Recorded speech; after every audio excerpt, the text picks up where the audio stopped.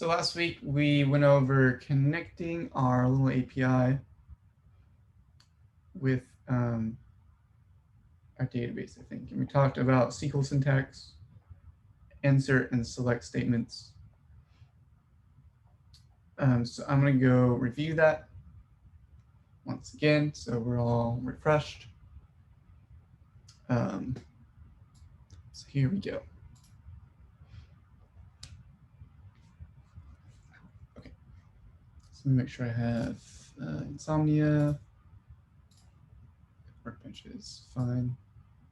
Okay. All right.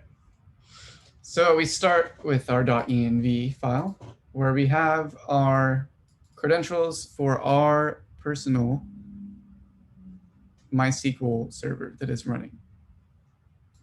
Right, so make sure your server is running.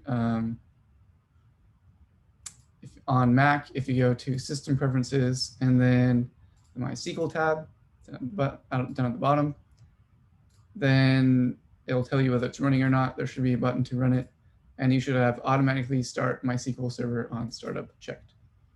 If you're on Windows, then you can go to Task Manager, I believe, then Services, I think it was, and check to see if MySQL 80 or 80 or whatever is running. Make sure you start it if it's not running, because you have to have it running in order to connect to it. So on our API, we're using these credentials to connect to our database, our MySQL server, I guess, the same way that we connect using Workbench. So Workbench is separate from MySQL itself. MySQL is running a server, and Workbench is connecting to it. It's just an interface for it. It just connects to it, and then we can do things to our MySQL instance with Workbench. And we can do the same thing with our API, right? So we need the same credentials that we used in Workbench to make our connection to be in our .env file. And then we have the port, right? Port value in our .env, which we specify here. And then when we run it, right, it is app.listen. And then it listens for requests. And here we have MySQL. This is our MySQL package. And we create a connection pool with it, which is just something that we can use to make a connection, basically. And here's where we pass in all of our credentials from our .env, right? We just do process.env dot whatever, and we specify the host, user, password, and database. So this is basically doing the same thing that we did in Workbench when we started up, right, and then made our instance. And then we just open up our instance, we can do things to it. So these two things are connecting to the same MySQL instance. It's just two different ways of interfacing with it. Right, so we have pool. In our first middleware function, we have our first app.use, and we do rec.db equals await pool.get connection, and this is our connection now. We can use rec.db later. This rec is request. I should probably just say request. We can do request.db later, right? Because the request is the same all through the middleware and then in whatever endpoint we're hitting. So later on, you can see here we're doing request.db.query. Request.db is equal to await pool.get connection. That is our database connection. And then we configure a few things in these lines. Then we do await next. So it goes on to the next middleware functions, like these ones, and then whatever endpoint the request is headed to. And then after it's that request and returns a response, it releases the database and closes the connection, basically. So it's all within the context of one API request, just like when we hit send on Insomnia. That's one API request. And then when that's done, it releases the connection because we want to keep it open when we're not using it because that can cause memory leaks. And then if there's an error, we still want to close it, right? If DB is defined. Okay. So let's see. Let's try to hit /register, right?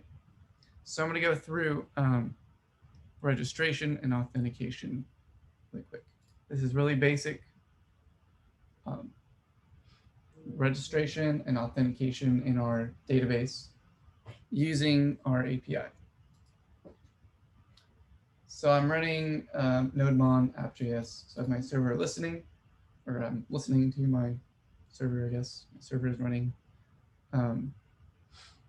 So I can hit /register or /auth, which are my two registration, my registration endpoint and then my authentication endpoint, which is just for logging in, right? So our register endpoint is a post endpoint. And what we're doing here is using bcrypt. A bcrypt is a npm package that we can use to encrypt passwords and compare plain text passwords with encrypted ones to see if they're the same. So this is really important because we don't ever want to store passwords in plain text, right? We don't ever want to do that. Even if you think your app is not going to be used by very many people or not a lot of people are going to see it, you still want to encrypt your passwords because if your website or application does get compromised somehow and someone gets emails and passwords, and the passwords are in plain text, most people use the same password for all their accounts everywhere on the internet. Most people do, or at least the same like 1 or 2 passwords, which is not good practice generally, because if you get compromised on any website, the people that get that email and password pair are going to try to use that on every other service out there. So they're going to, if they find your email and they find your plain text password on your little weather app or something, I don't know, whatever application you make, if someone hacks it, finds the plain text passwords, then they're going to try to use that on all the bank websites and social media, usually, right? Everything. And then if you're using that person is using the same password, which most people do for all those accounts, then they will, eventually find one that works. So that's why you always want to store your passwords encrypted. So you can't just pluck them out of thin air and read them, right?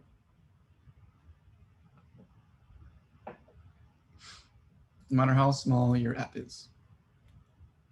Okay, so here we're doing bcrypt.hash, and we're taking, well, first let me show you what we should be sending. So we see request.body in 4 places, right? We see request.body password, email, first name, and last name. So this is the kind of object that it's expecting in the body because it's a post function, right? A post endpoint means we should pass a body to it usually. So we want password, email, first name, last name. So what we do is in Insomnia, we have a post request to localhost 3000, and we want to do /register. And then it's expecting its email and password, and then also fname and lname. So email, password, fname, lname. Okay. Oh wait, what am I doing? Fname, and then lname.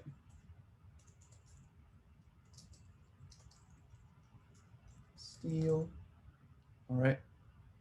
So now we're hitting /register, passing it this body, and takes this body and it uses bcrypt, and bcrypt has a hash function that takes the plain text password in an integer, which is basically just how many times it gets encrypted. All right, it's just the level of encryption, I think. It's called salting.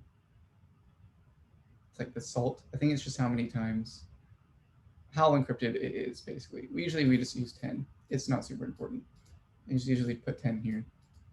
And that's fine. So it takes plain text password, an integer, and then it's asynchronous. So we can do .then, right? It's a promise.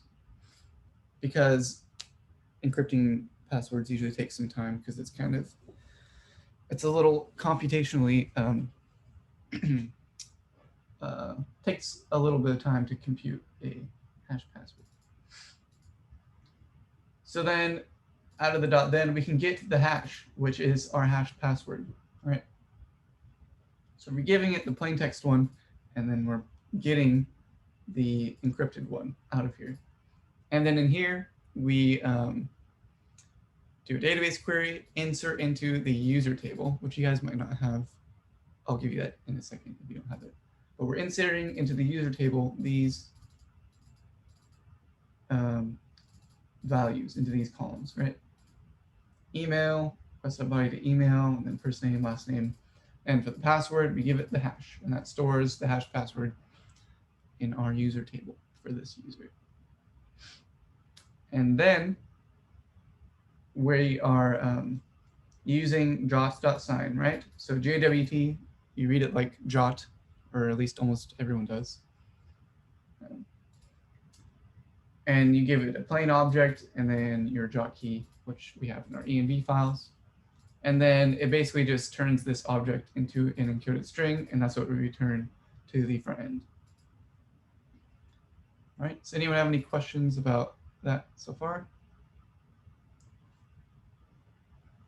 What we're doing in this /register endpoint?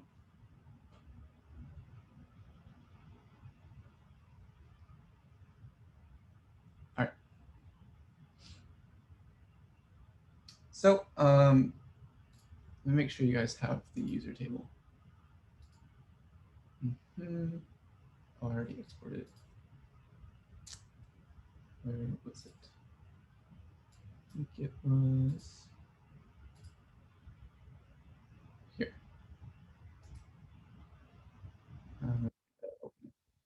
Yes, code. Oh, there it is. So here we just want this. Oh, I already shared this on Saturday.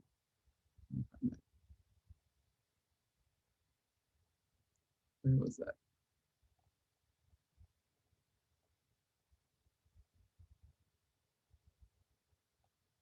Oh, I shared the data. So I'll just give you guys this.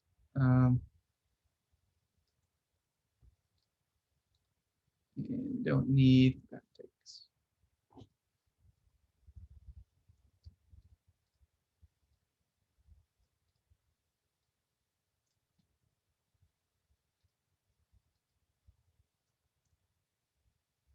Okay. No backticks.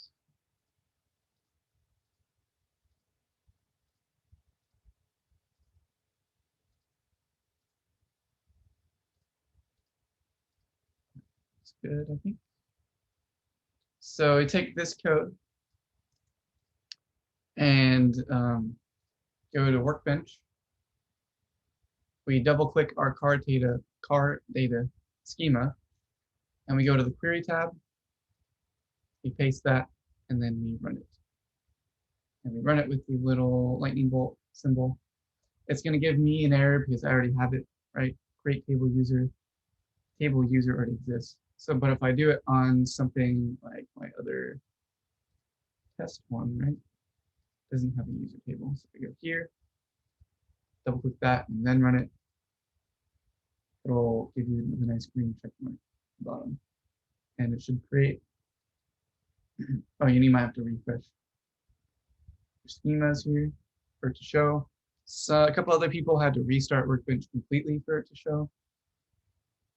So if you don't see it after you refresh, then try closing Workbench. And you should get a table like this, just user. And if you look at the columns, the schema for the table, you'll see ID, email, first name, last name, and password. So I'll give you guys a second to do that. And if anyone has any problems running that query and making the table, then let me know.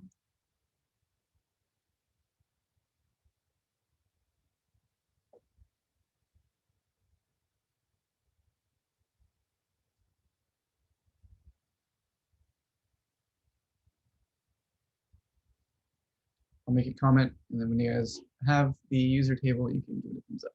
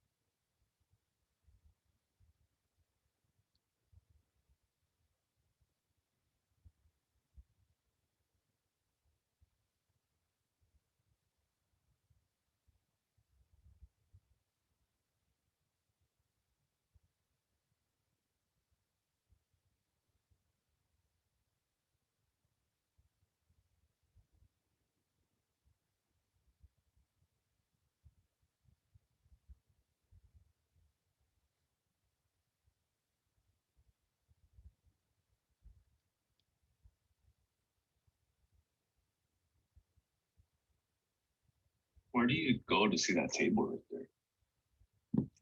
You just do that drop down, or where you see like the columns like this. Mm-hmm. You hover over the table name, and then it's the eye icon, and then you click the columns tab. Okay, cool. Thanks. Mm-hmm.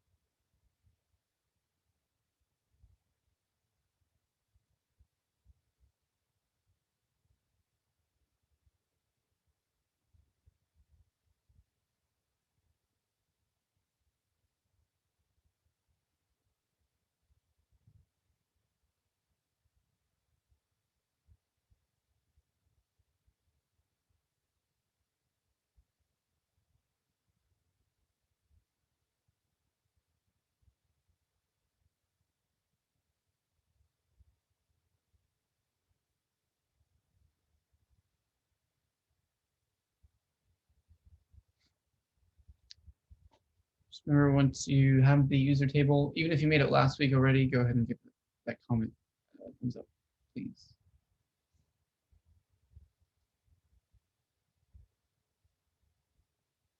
I'll make sure we all have this before we move forward, because it's pretty important to have.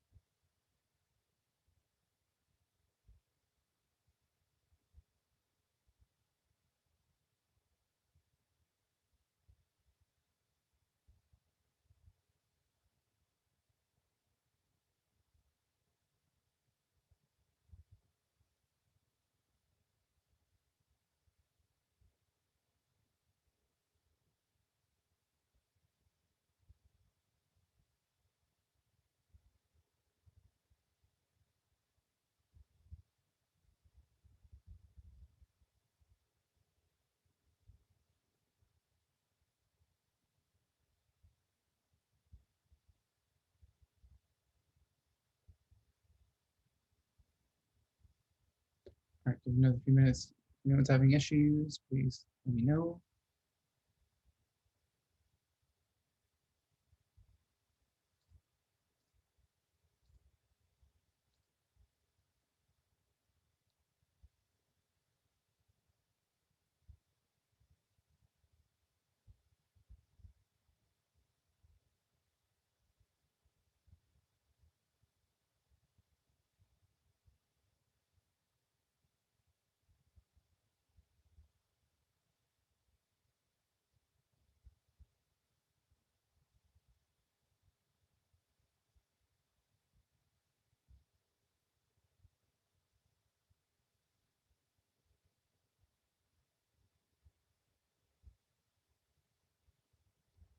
All right, I'm going to continue.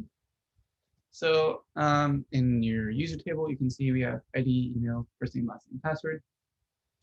ID is the same as the ID we have in most of our other tables, right? It's just an 11-digit max unsigned integer. Can't be nullable, so you have to have an ID for every row. And it's auto increment, so it automatically increments when you add a row to the table. And then email, first name, last name are all just varchars with different lengths, right?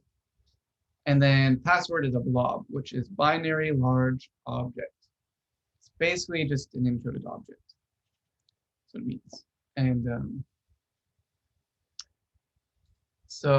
yeah, it's basically just an encoded object or an object that represents like an encoded string or something like that. So when we look on our user table, you guys probably don't have any data in it yet. So we'll go ahead and add some by registering. I'm going to truncate mine. So we all have the same user, truncate. And truncating a table just means you're removing all the data from the table completely.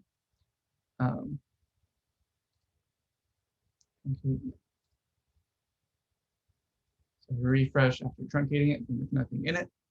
I don't know why Workbench has these null like placeholder things, but anyway.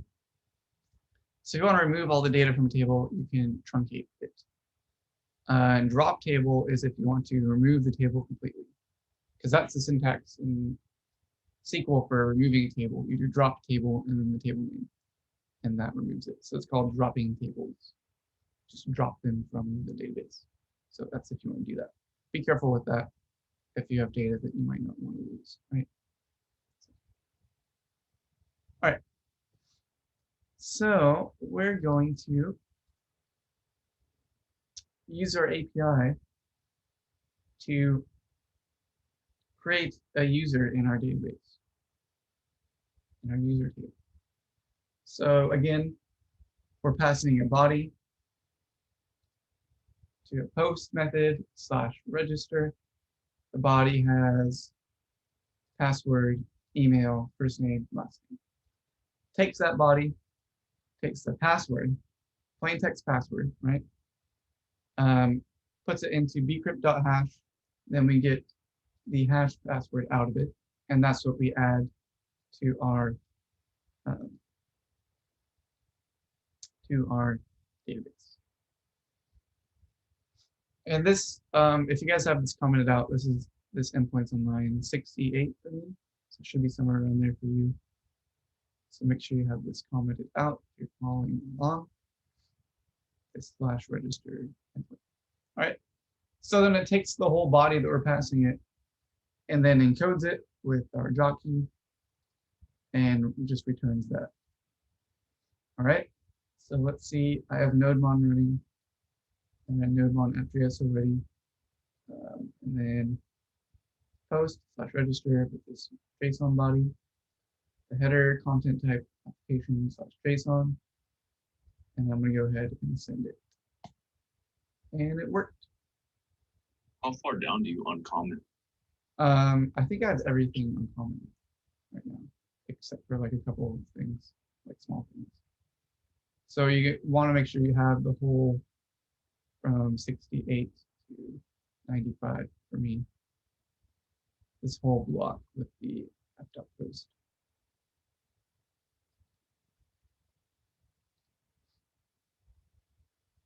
It's this whole function, right? You get this async function in here, and then wherever that ends is what you need.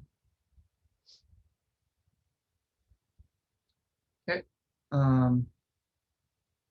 So it looked like it worked because it returned what I was expecting it to return. So you return our encoded object, right? Encoded user is our object that's encoded, and that returns our jot, which is just a string. It's encoded to represent an object. So JSON Web Token, JWT, pronounced jot. All right, so it looks like it worked. So we can look in our user table now and see if it actually made the data. So I should refresh, and there it is. So you guys might not be able to see this because it's really small, and increasing the font size didn't work for some reason. But I have ID of 1, right? Because auto increment automatically adds the ID. So you notice we're not adding anything to the ID column when we make this query. It does it for us because we have auto increment set. Then we inserted the email that I passed, which is Connor60. Oh, wait. Why? Wait. Why did it insert not this? Let me run this again. Let me see. That's weird. Why is it doing that? So it says Connor62 at Gmail, but I'm passing it Connor. Oh, that is what I'm passing it. Okay. Anyway. So yeah, we have Connor62 at Gmail, and then my first name, last name. And then for the password, it just shows blob because it's encoded, right? And it's basically a string, right? We can stringify it into something we can actually look at. But blob is just like encoded, right? It's just binary, basically, because it's a binary large object. And it doesn't want to show a whole bunch of thousands of binary characters here. And you'll see later that we can stringify it and actually see what the encoded string is. So it looks like this worked for me. Added the record that I wanted with this body on my front end, basically, Insomnia. Okay. Anyone have any problems doing that if you're following along? Yeah, I couldn't get it. Did it give you any errors? I don't know. I think for some reason my car data on Insomnia has like all the stuff for that Spotify thing. Oh. I'm like trying to get rid of it all. Wait, wait for what? Where's your Spotify stuff? Is that Insomnia, right? Oh, you have your URL and stuff. You can make another one on the left. Is it the new request or yeah, older new request? And then you can just put all this stuff.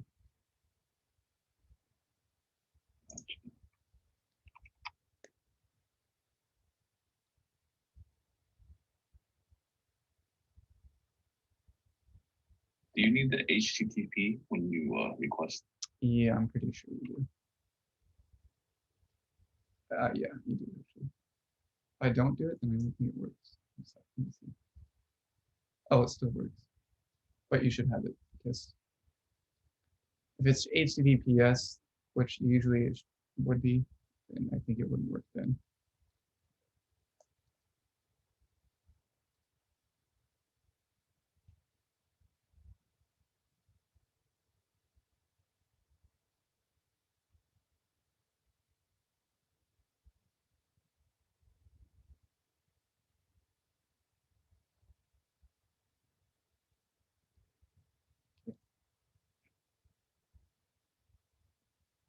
Let me know if that works when you get it set up.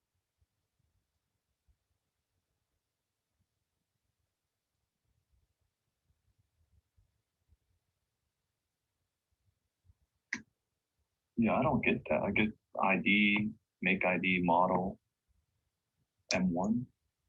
In your response. Yeah. You're doing slash register, right? Yeah, I'm doing slash register. You get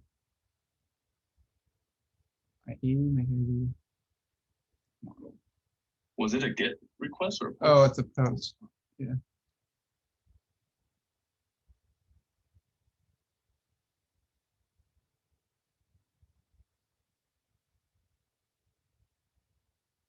It says cannot post register. Is there an error in your console in VS Code? No. Are you running NodeMon? On NodeMon, right? Yeah, I'm running NodeMon. There's no error. HTTP:// localhost, right? Post. Yep, 3000 / register.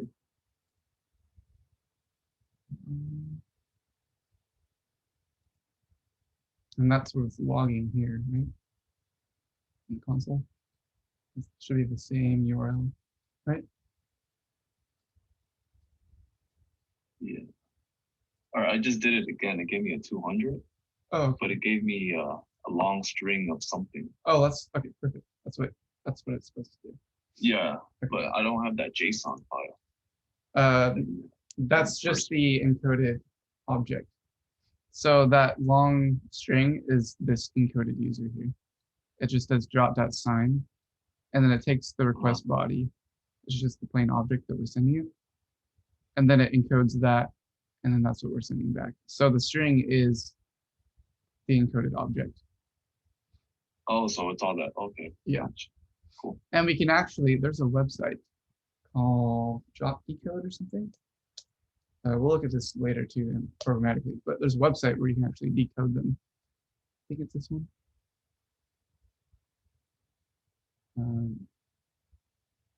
Here. Drops.io. You can also read more about them, about what Jot is here. But you'll see,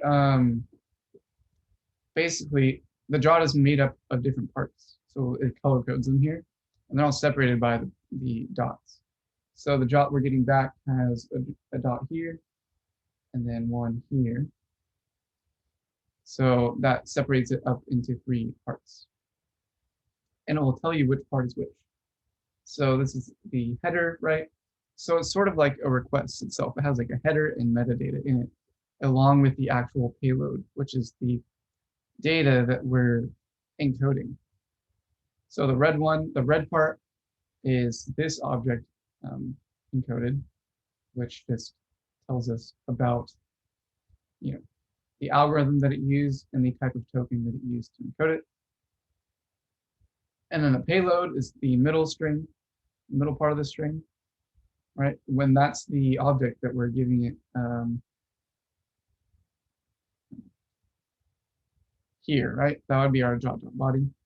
And then the signature, it's just other information about the Jot. So if we take this and then copy it, place their sample one, we can see, take this string, we put it here, and then it will decode it for us and show us what's actually in it. Pretty interesting. It's pretty useful sometimes. You don't want to just like run Jot decode, which is the function that would decode this for us to use later on. So that's a neat thing to play around with sometimes. So yeah, we have our user created. We've registered technically from our client, from our front end, and created a user account. I made 2, so I'm going to truncate this row. Or I'll just truncate the whole table again. And then run it. Truncate. Refresh.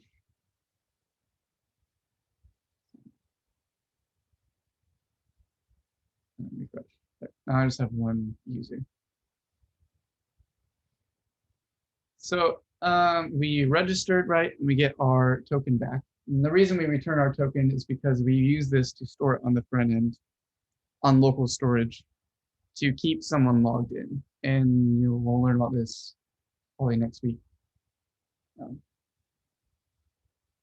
About why we store JOTs and how a user is actually stays authenticated. But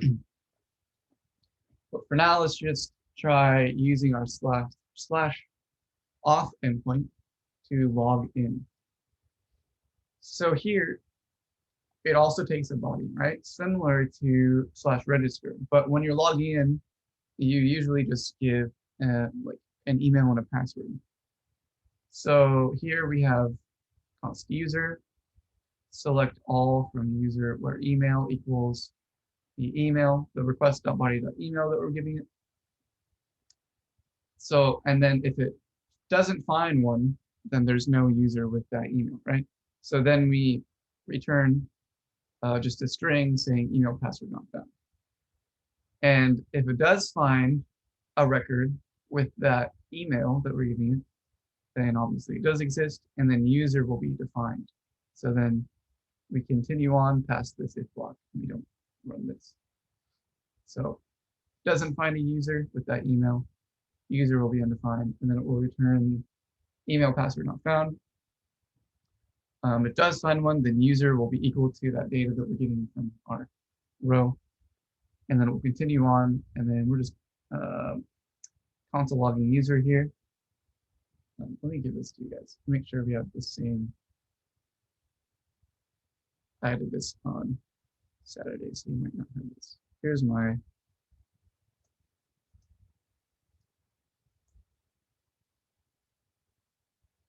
online.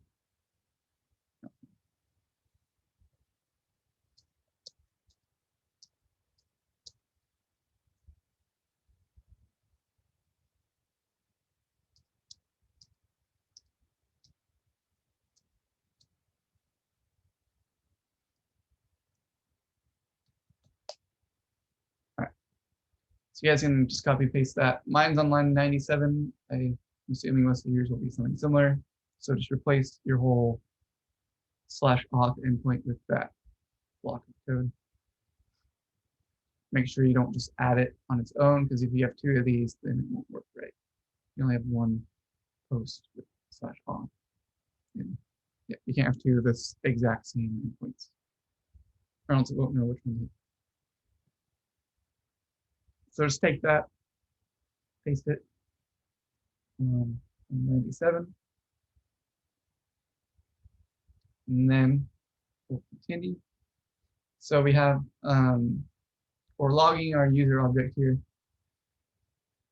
and then we get user password equals string interpolation, right? So this is a string, and we're taking the user password. Remember, when we select it out of our database with this query, it's going to be encoded.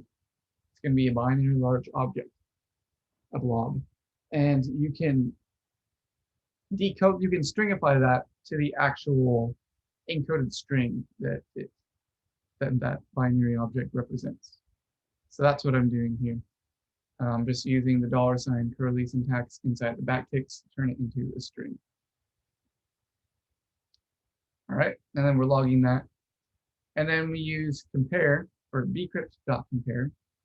So remember bcrypt, same thing that we're using to create the hashed password in the first place. We're now using that to compare the plain text password that we're passing it to the encrypted one. So user password is the encrypted password that we're retrieving from our database. And then we're checking that against the password that the user is now entering when they're trying to log in. Okay. And that'll tell us if they're the same password. And if they are, then it'll return true, and if not, then it'll return false. So if they're the same password, then compare will be true. That creates this payload object and then sends that back, right, as a signed JOT. And then if they're not the same, it'll return false. And then it'll return email password not found. And then we're not really doing anything in the catch block. We probably should just console log. Here we're in /off and the error in case we get one. Okay. All right. So let's try running this. We're expecting email and password in the body. So we change this from /register to /auth. We could leave fname, lname, and it probably wouldn't break. I'll make rid of them just for clarity's sake. And first, I'm going to log in using a wrong email. Right, and we'll see my email in the database is just Connor62@gmail. If I try to use ConnorSteele62@gmail.com, then it will return email password not found because it will try to find an email that matches the one that I'm passing it, but there isn't one. There's only Connor62@gmail, not ConnorSteele62. So then that will return our email password not found. But if I use the right email and the wrong password, so I go back to Connor62, and instead of password, which is what I used before to make the user account, if I just did pass, then it will still return email password not found because we're using that plain text password that I just gave it, right? Which was just pass. Now we're getting that from the body and then using that to compare it to the encoded password from the database. And then bcrypt can tell us that they're not the same password, so it'll be false. And then it'll run this else part of this if else statement and just return email /password not found. We could specify here that it's just the password not found, but it's okay. So now when I log in using the right password in email, I get a drop back and all these things that we're logging here, right? So we see the user because we're selecting everything from our user table where the emails match.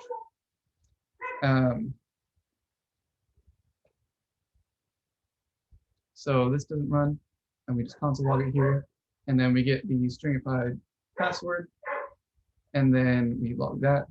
That's what this is, right?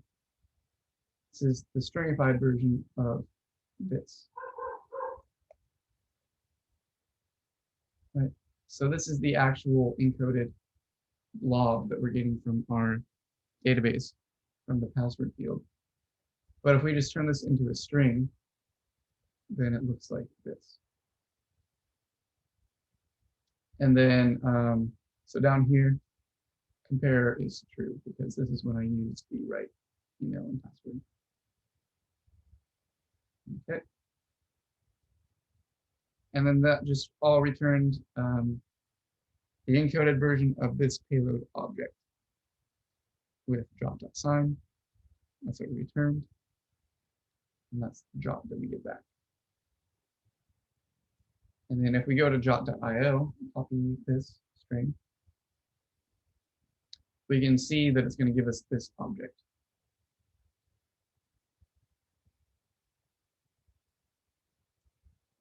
Right. What's data? Oh, there's a data. See, payload, it's just this, right? Email, first name, last name, password. Oh, password is the encoded password. We shouldn't return that, actually. That's not a good idea. So when you return your drop back to your front end, usually you don't send the password. But So I'm gonna get rid of that. And then I'm also gonna get rid of that up here. With well, it doesn't matter so much when you're registering. Usually when you sign in, you don't return the password back because the user doesn't need, you don't need to use the password for anything after that. You'll see why later. All right. So then get our jot, save this and run it again. Copy that, put it here, paste it. Okay. So we see the header and the payload is the object that we made for it, plus this IAT field. So when you encode it, it adds the time that it was encoded at. And we use this later because JOTs should expire after a certain time. That's why a lot of websites you can log in, and then if you log in again, if you go to that website within a day or so, you can just, you don't have to log in again. It will automatically log you in.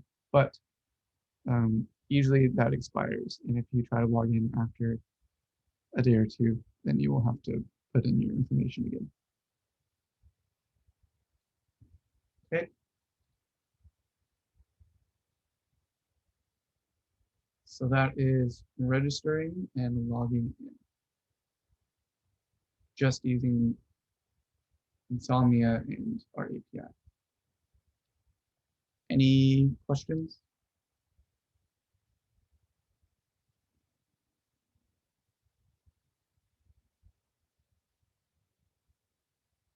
All right. So let's take a break, and then when we come back, we'll start using Angular with our API and getting started with some Angular authentication, some front-end authentication stuff. So let's take a 20-minute break and come back at 5:43-ish.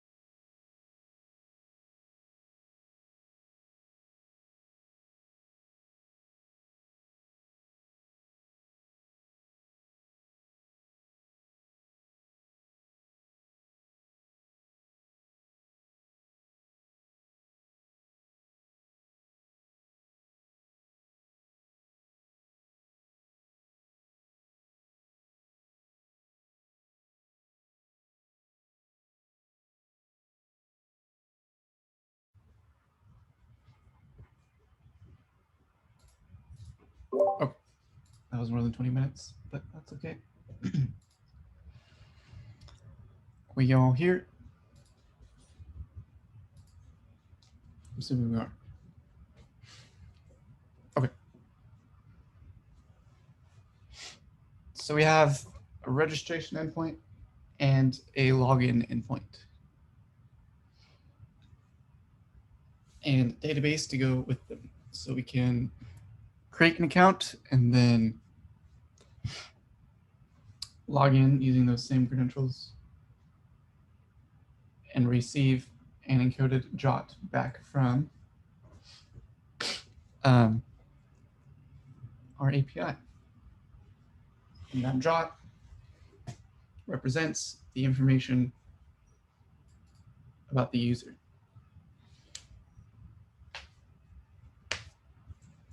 So let's go ahead and start making an Angular project that we can use to interact with this API. You can use some Angular project that you've already made for this. So if you want to use your one that you did for the final Angular project, you can use that, or one from earlier, or you can make a completely new one for this. It is up to you. It's just for practice right now. We're not actually starting on our final project yet. So you just need some Angular project you can use to practice making calls from your front end to your API. Okay. I made one earlier, a new one. And so I'm going to be using that. What did I call it? It was, I think it was API example.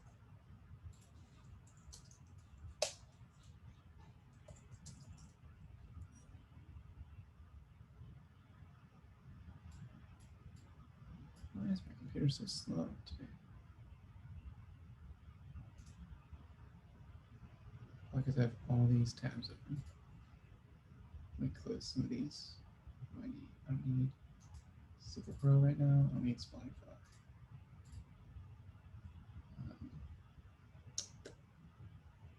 I don't need Outlook or Teams. Okay. Oh, that was not it. What was it called? DVTCA NG. It was NG something, right?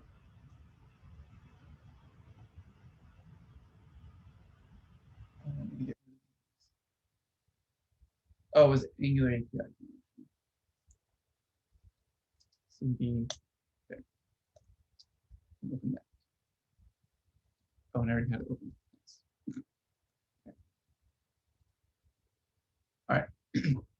So I'll go over what I did really quick.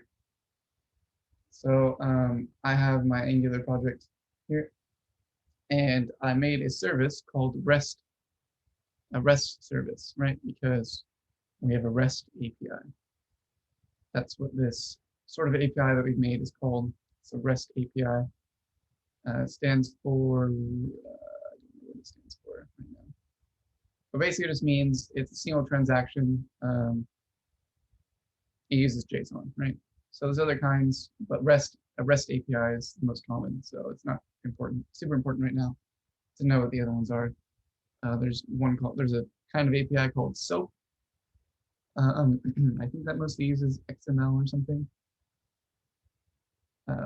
But most people just use REST. So that's all we need to know for now. Just need to know that this kind of API is called a REST API. So we made a REST service to interact with our REST API. And this is usually what you want to do in Angular. So you make a service, and you have all of your API calls in that service. So you have them all in their own contained service, and you're not doing, direct API calls in all your components. You just have them all in one service, and then you import that service wherever you want to use those API calls. So I made a service called REST service. To do that, I just did nggs REST, right? That's the command. ng generate service, and then the name of the service. So I did that.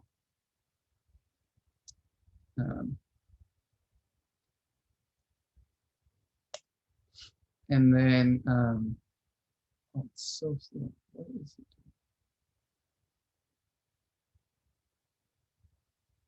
One second.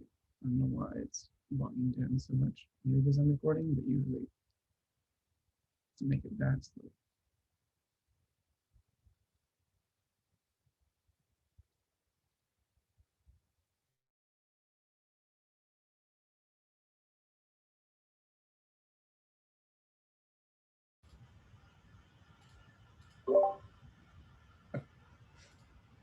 Yeah, I'll make it better. All right, so I made my REST service with that command, and I deleted the spec file that it generates with it because we don't need that. And I also, in the environments folder and in the environment.ts file, I made a constant API URL variable. That's the base URL for my API. Right, so localhost 3000. It's the base URL.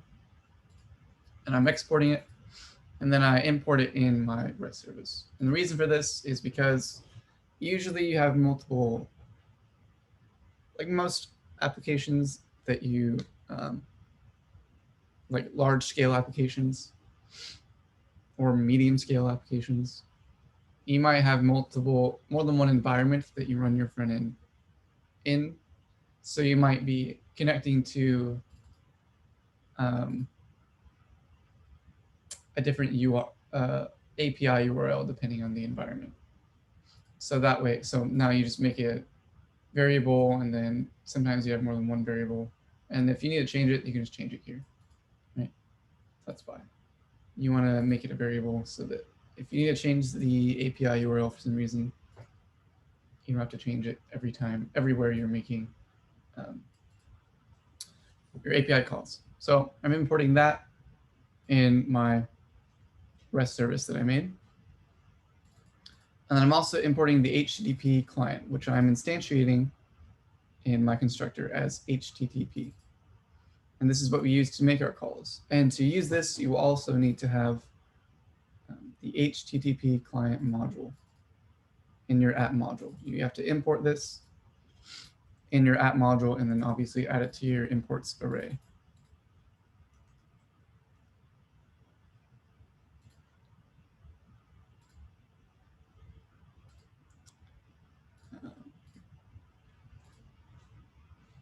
Hey Connor, can you go back to the environment TS? Yeah. file?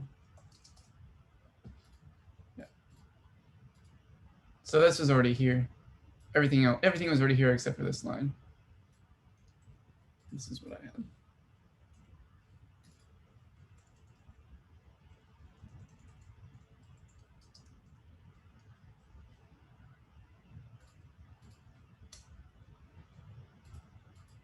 Okay.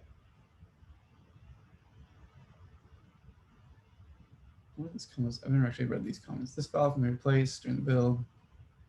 ng build --prod replaces this with, yeah. So it uses the different files depending on how you're building your app. So if you build it for production, for like actually deploying it, then it uses this, right? And this is where you would need your API URL there. But since I'm not doing it, I just have it in environment.ts.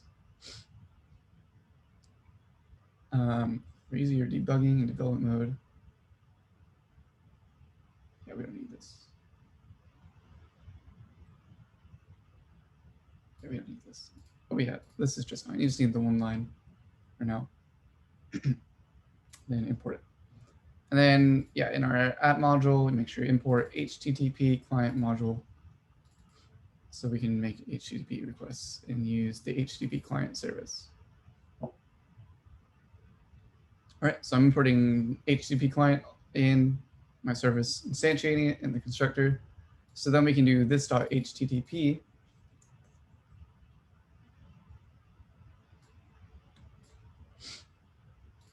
.post, and then you give it the URL, and then if it's a post or put, then you give it an object for the body. And the documentation for this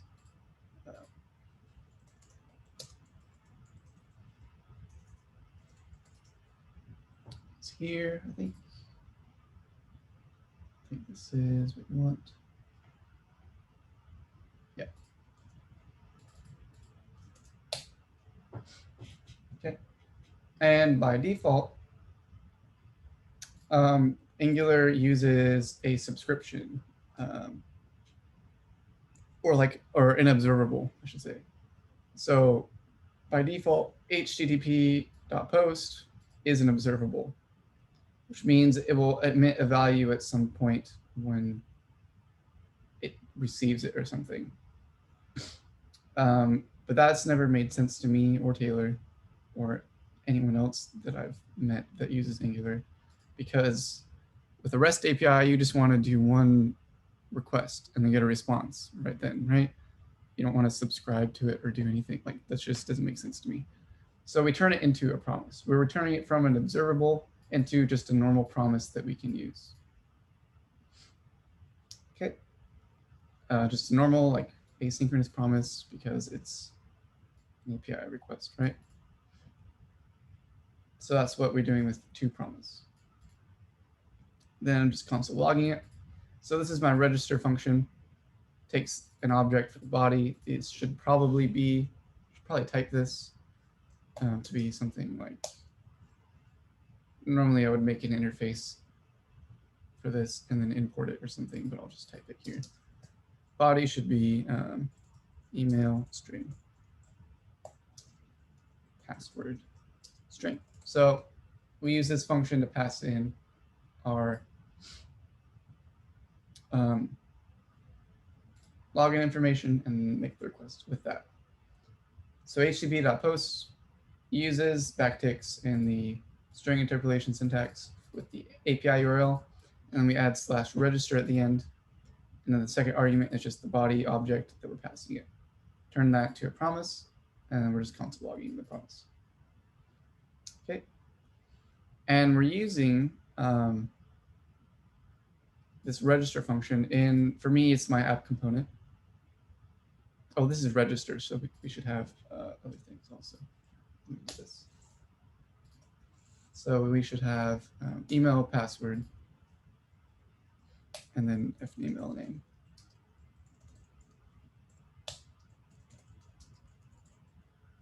Okay. Now this is typed correctly. So we need email password, first name, last name to log in or to register. Then in my app component, I'm importing my REST service, instantiating it as just REST. Then I have this register method that calls this.rest.register, and it takes these properties and creates an object with them and passes that as the body.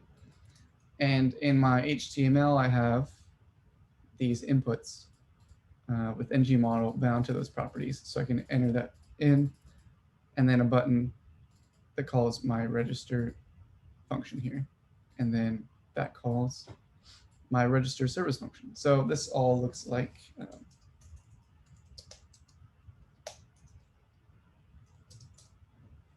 this. Let me serve it.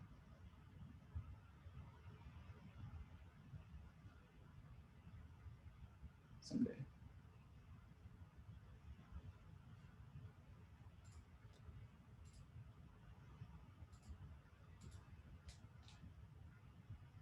Okay, so localhost 4200. And I basically just removed everything except for the taskbar from the placeholder stuff that they give you when you first generate your app. And then replaced it with this div with my inputs and my button. Normally this would probably be an actual Angular form, but this is just for the example. So we have our little inputs here. First name, last name, email, password. And they have the placeholders so you know which is which, and then the register button.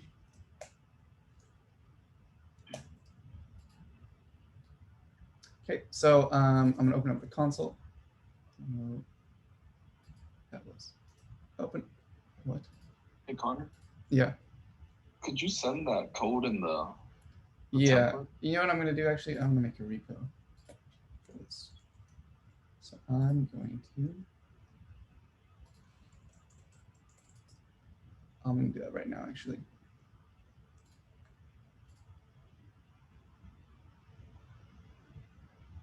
Cool. Thanks. I just wanted to follow along. Yeah.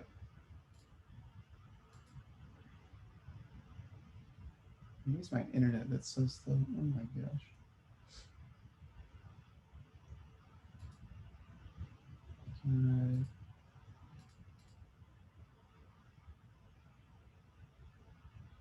All right, well, my internet or my computer is too slow, so I'll just give you the code directly right now.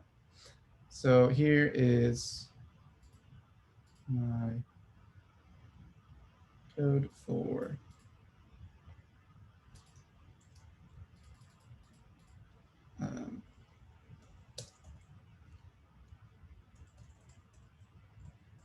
my app component HTML.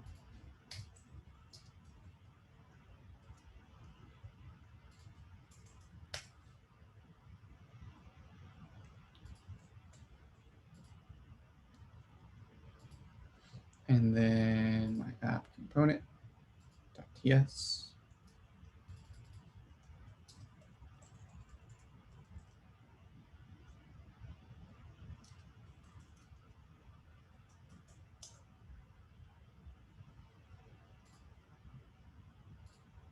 And here's my REST service.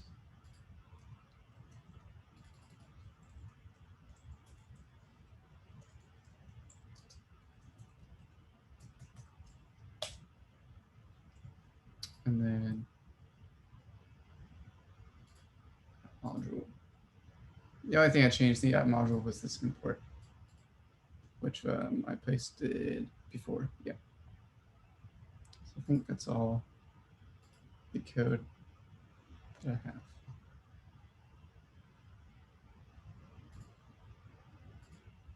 Right? Yeah. Okay. There you go. I don't need these. I'll make the repo later if it ever actually works. What import did we need for the ng model? I forgot. Oh yeah. Also the forms module. So I'll just give you that module. You need the forms module from Angular Forms. Okay. Cool.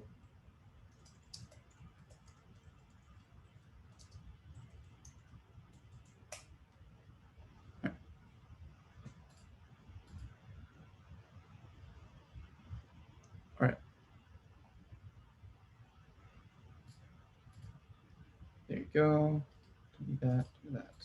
Then this. Or this right now. Oh well. Okay. Yeah. So we have. I need to run it again.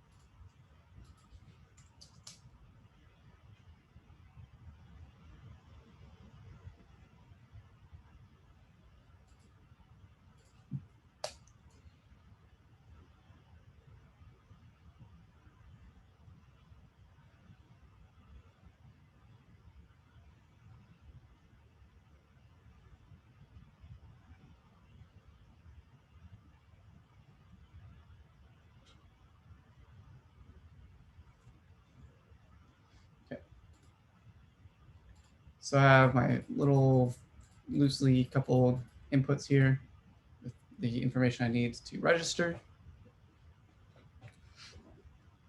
And I'm going to inspect and look at the console.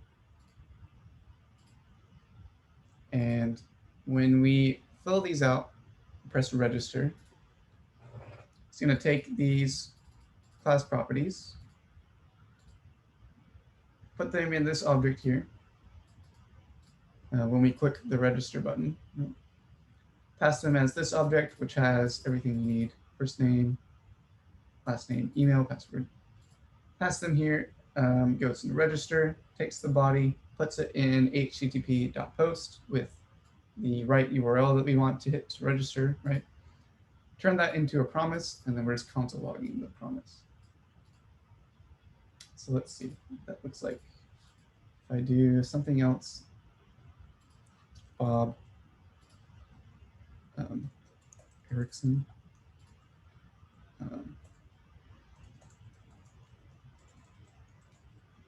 And then password, I'll just do password. Usually you would have type password on this, so you won't be able to see what you're typing. But for this example, it doesn't really matter. Then click register. Then it made the request. Ooh, no, it didn't.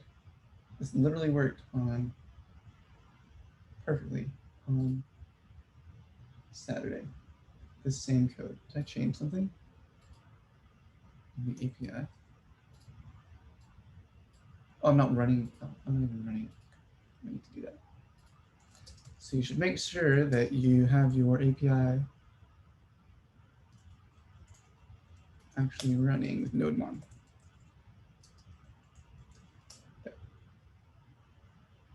All right. So now that I'm in that, hopefully it will work. I'm gonna refresh to clear everything. Bob.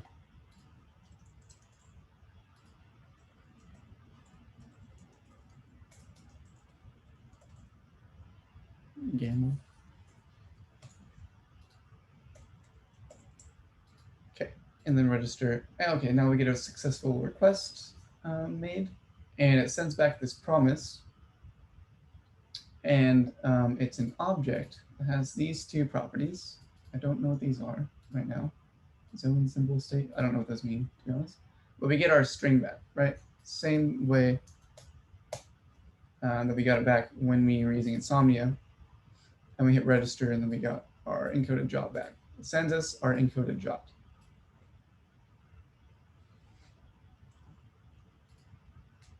So once again, we have a register function. It uses this .http, which is the HTTP client.post, to our base URL /register, pass it body from our app component, turn it into a promise, and I'm logging that. And I think we can get the actual value out of this promise. And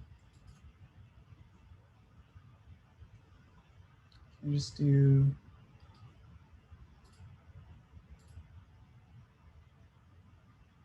it's the zone symbol value. Wait, just try something.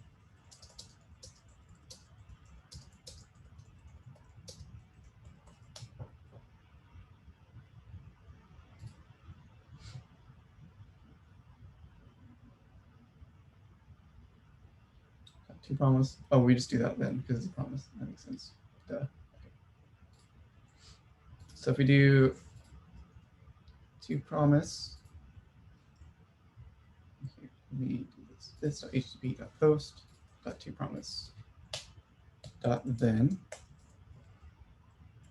and we're getting the jot out of it. Can I not do that?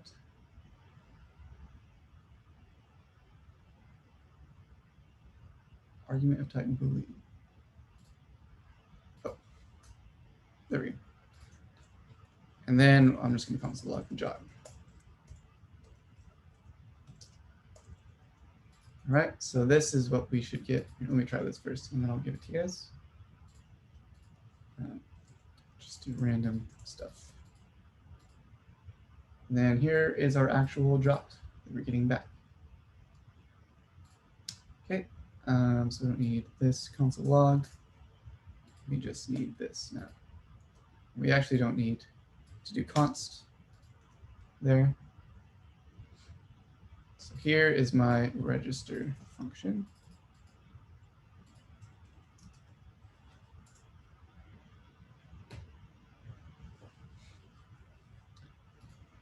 So we're getting the jot out, and now you might be asking, what do we usually do with our jot?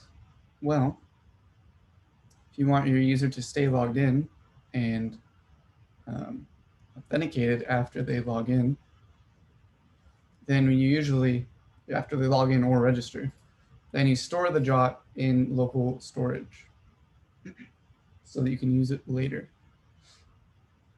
So if we go back to our API, we'll store this in local storage in a minute, but if we go back to our API, and then if we look down here,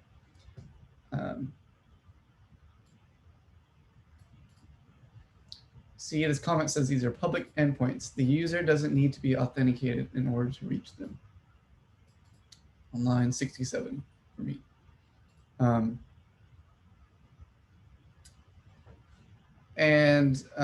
Not all of our endpoints are accessible if the user isn't logged in. You don't want to let someone hit an endpoint when they're not logged in at all, right? Some endpoints should be more secure. Like if you just want to make sure that they're authenticated before they even try to hit these endpoints, then you want to check to see if they have a valid jot. We do that here in this verify jot middleware function, right? It's an app.use.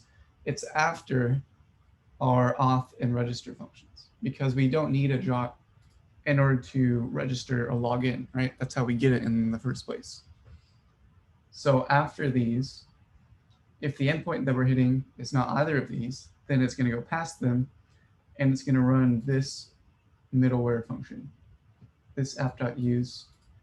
And you can tell by the comment, jot verification checks to see if there is an authorization header with a valid jot in it.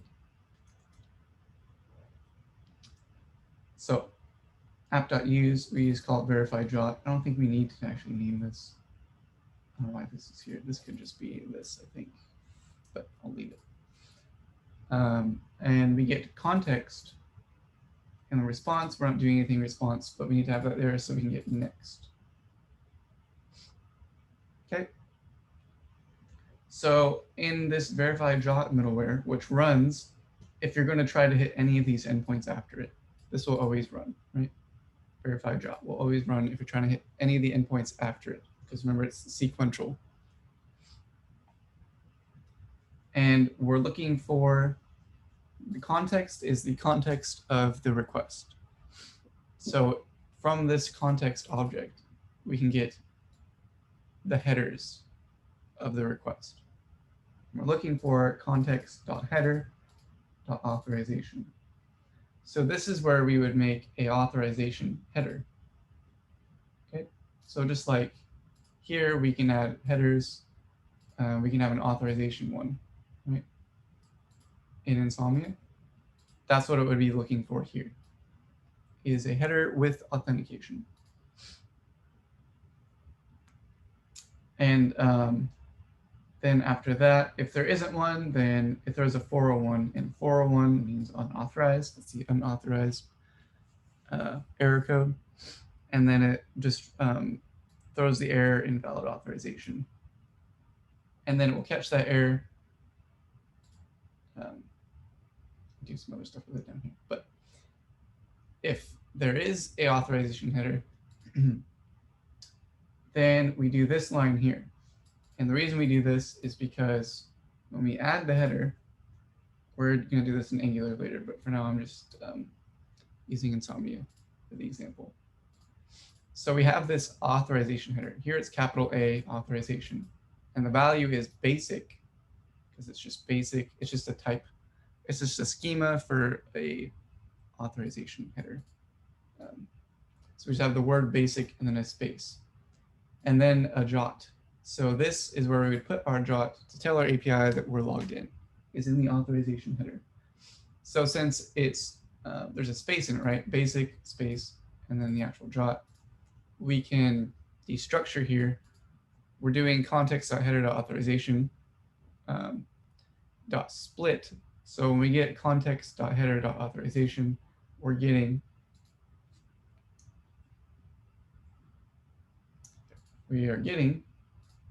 this string here.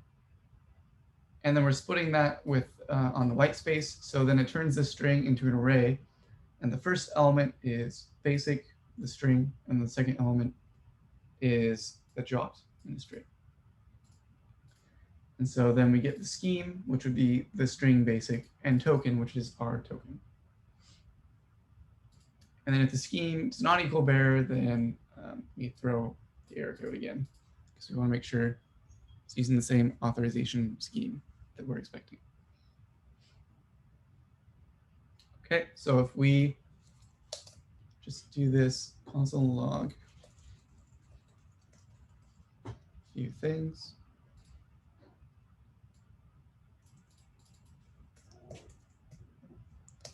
And then if we log scheme space token,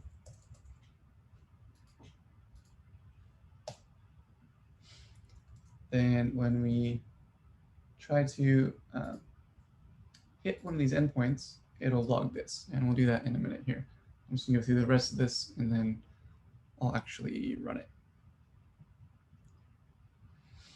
So scheme, if we have the right scheme, then it doesn't throw an error. We keep going. We go to this try block, and we do const payload equals jot.verify to the token. So this is where we actually decode our jot. So when we pass our jot, right, it's going to be this long string decoded or encoded object, right, as a string. And then we use jot.verify to decode that back into the original object. And this takes the jot key. So we have the env file with jot key, right?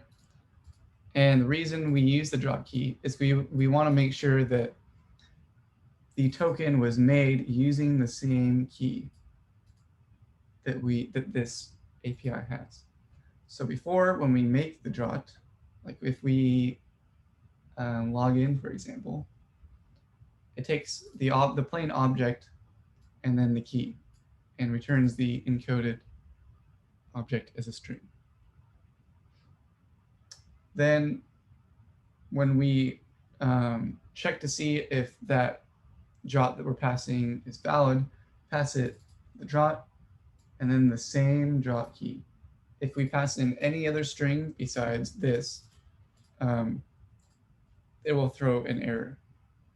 It will throw either invalid token. It'll throw invalid token if we're using the wrong jot key. So we have to make sure we're using the same one in our API when we encode it and decode it. So then here we do context.state.user equals payload.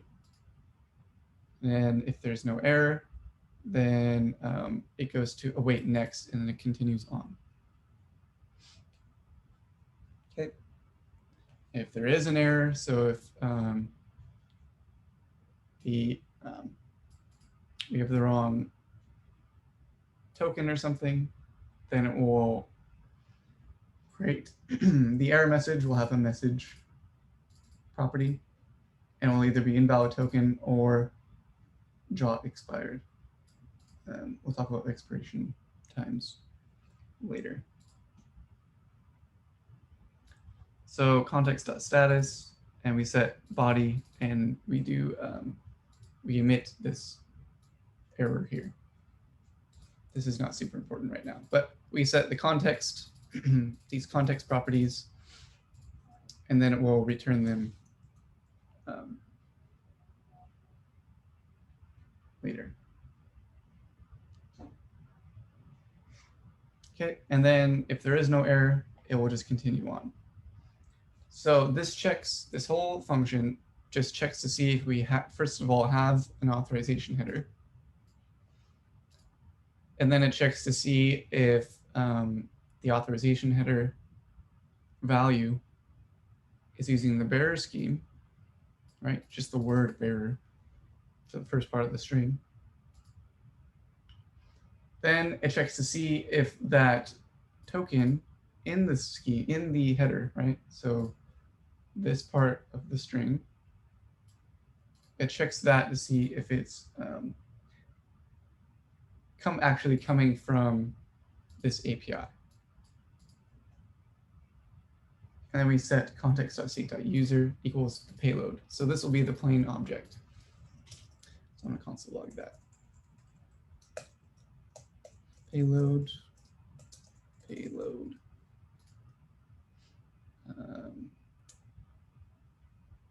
Yeah, so I think that's mostly what we need to log. So I'm going to use Insomnia for this.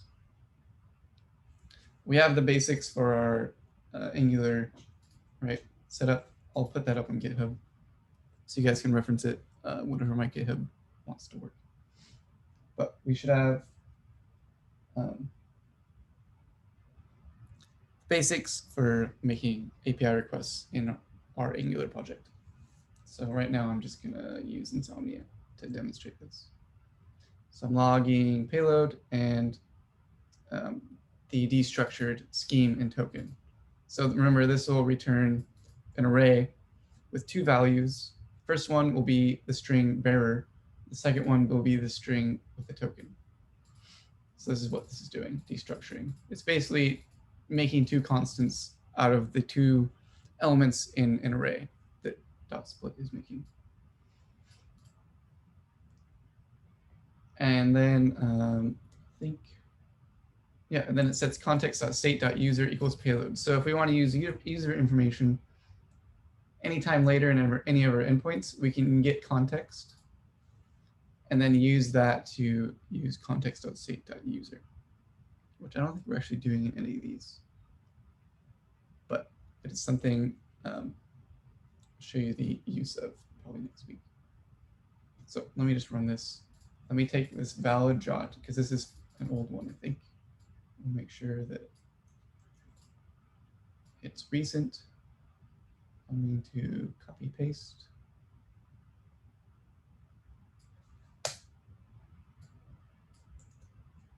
Okay, so we have our authorization header, basic, space, and then the token. And then I want to hit, let's say I want to hit, let's just do a get with the ID. In my database, I have the car table. And let's say I just want to get, I made them all countries. I'll make this back into a Model X. So ID 6, if I want to get the Model X, then we need the ID 6. So I pass this into the URL, and then we make it a get, right? So /ID just means we just add a number at the end of the URL, and then it's a GET request. And this will fetch that model of car from the table where the IDs match. So I think that's all I need. I'm going to send.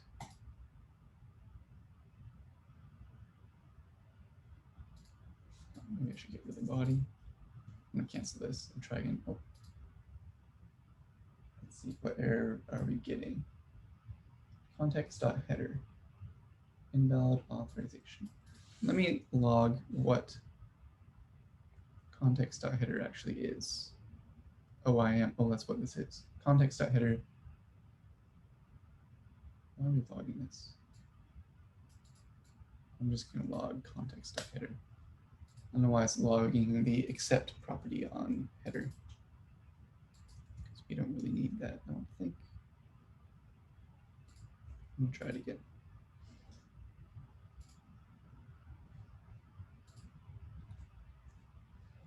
Let's see. Oh, it's a function. Let me try just context.header.authorization.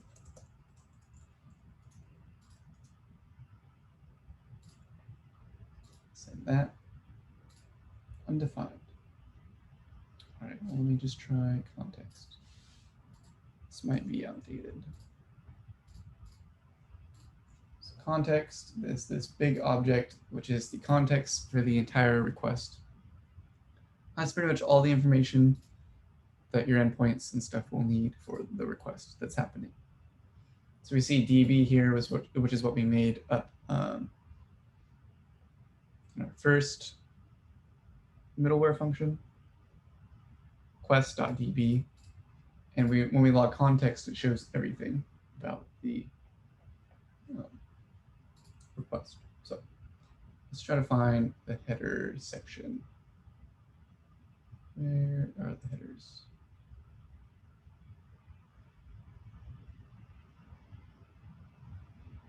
Mm-hmm. Okay. Oh, there it is. Raw headers.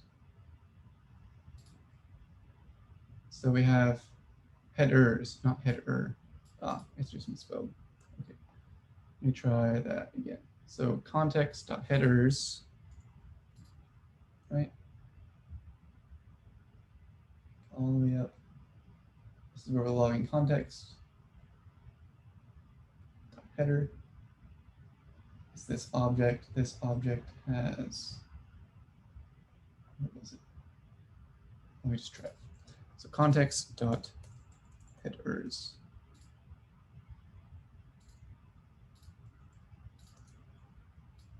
And then save it and run it again. So here it is, context.headers. Okay, so that actually gives us this object as host, user agent, content type, authorization. So we have context.headers.authorization. Scheme, right? So scheme and token, that's what I'm logging here. Okay, scheme and token, just basic, and then the job, right? And then, why is it hanging? Right, 10% debugging. So it's not getting here. It's not logging payload. So it means something is happening here that is making it stop. Let me cancel this. Is it gonna show me? Context.throw is not a function. Oh, this might be using Koa syntax. Here, I don't need context.throw. I can do just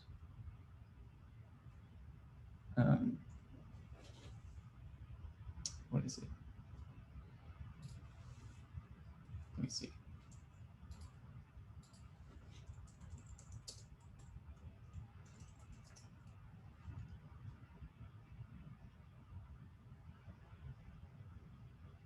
Throwing HTTP errors.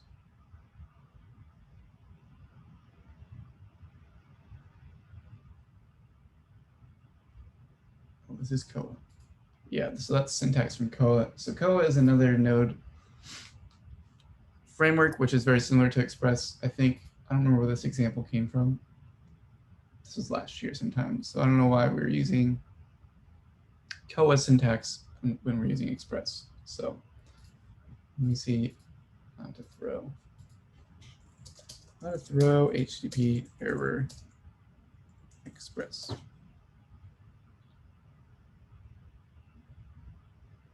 You're breaking it up, Connor. Can't hear you.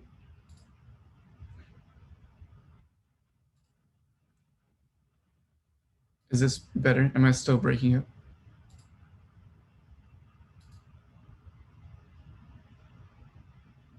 Yeah. Still breaking up. All right.